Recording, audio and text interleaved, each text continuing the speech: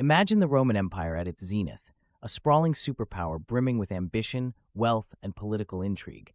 Among its many emperors, one name often stands above the rest: Trajan. Born on September 18, 53 AD, in Italica, in Hispania Baetica, modern-day Spain, Trajan was not of Roman origin by birth.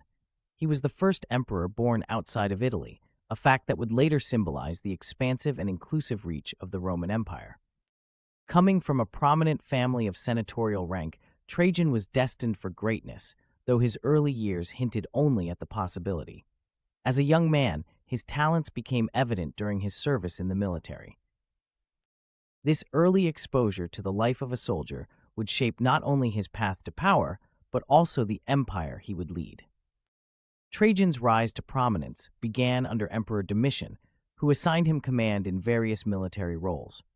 Despite Domitian's controversial reign, Trajan navigated the political turbulence with loyalty and skill, earning respect among both his peers and his superiors. When Domitian was assassinated in 96 AD, Nerva, a leader who had ascended after the chaos, adopted Trajan as his heir. This marked a pivotal moment for the empire. Nerva's reign, while an important stepping stone, was short-lived and unstable. The decision to appoint Trajan signaled hope for the empire's future, a hope based on Trajan's reputation as a disciplined, capable, and trusted figure. When Nerva passed away in 98 AD, Trajan assumed the throne, becoming the 13th Roman emperor. From the start, Trajan displayed qualities that set him apart. He was a soldier emperor, someone who spoke the language of the battlefield as fluently as he mastered the intricacies of governance. He would go on to balance both military vigor and administrative brilliance in ways few emperors had managed before him. One of the defining features of Trajan's reign was his aggressive territorial expansion. Trajan was a firm believer in the old Roman principle that empire growth equaled strength. And nowhere was this more apparent than in his campaign against Dacia, a kingdom located in modern-day Romania. The Dacians, under their formidable leader King Decebalus, had proven a thorn in Rome's side for years. Between 101 AD and 102 AD, Trajan launched his first Dacian War, a bold military campaign aimed at subduing Decebalus and securing Dacia's gold and silver mines. While Decebalus initially sought peace, tensions quickly reignited.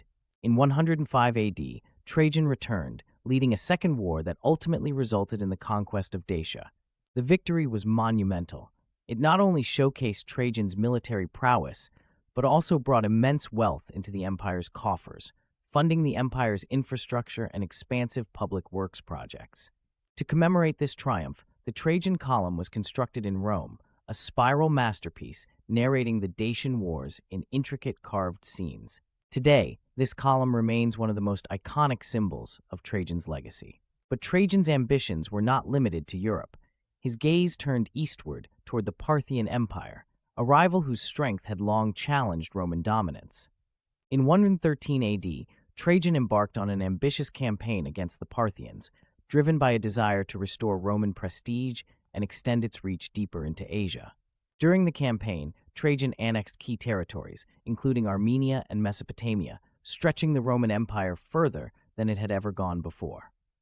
The annexation of Mesopotamia marked the high watermark of Roman expansion, pushing its boundaries to the Persian Gulf, an accomplishment that cemented Trajan's reputation as one of Rome's greatest military figures.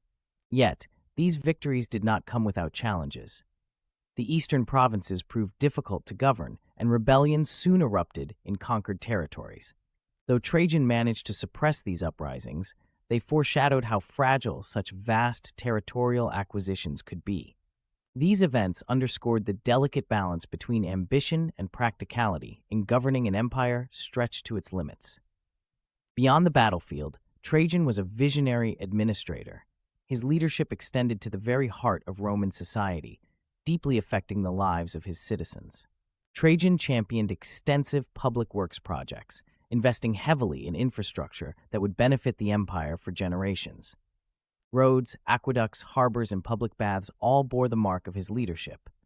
Perhaps most notable of all was the construction of the Forum of Trajan, a magnificent public space showcasing Rome's architectural brilliance and serving as a hub for commerce and politics. Trajan did not shy away from addressing social concerns either. He focused on the welfare of Roman citizens, instituting measures such as the alimenta program, which provided financial assistance to poor children and agricultural subsidies to farmers. This initiative reflected his commitment to the broader prosperity of the empire rather than merely its elite. His governance justified the title bestowed upon him by history, Optimus Princeps, the best ruler. It's worth noting that Trajan's reign was characterized by a relatively stable relationship with the Senate, an institution that had often found itself sidelined by more autocratic emperors. Trajan respected the Senate's traditions, involving it in decisions and maintaining a level of cooperation that helped legitimize his rule and mitigate political friction. This balance between military might and senatorial diplomacy showcased the versatility of his leadership. However, even the greatest rulers cannot escape the constraints of mortality. In 117 AD, during his return from the ambitious Parthian campaign, Trajan fell seriously ill. He died later that year, at the age of 63, in the ancient city of Selinus, located in modern-day Turkey. His death marked the end of an era, the golden age of Roman expansion under an emperor whose ambition had no limits. Trajan's legacy endures. He is remembered not only for the boundaries he extended, but for the stability and prosperity he brought to the Roman Empire. The title Optimus Princeps, given to him during his reign, was a fitting summary of his impact. Under his rule, Rome reached its territorial peak, and his balance of military conquest and civic responsibility provided a model for future leaders. But history, as always, tells a complicated story. While Trajan's expansionist policies garnered acclaim, they also highlighted the challenges of governing an empire stretched to its limits. The territories acquired in his campaigns, especially Mesopotamia, proved difficult to hold, underscoring the delicate balance between ambition and practicality. Even so, Trajan remains a towering figure in the annals of Roman history. His emphasis on infrastructure, civic programs, and military strength set a benchmark that few other emperors would meet.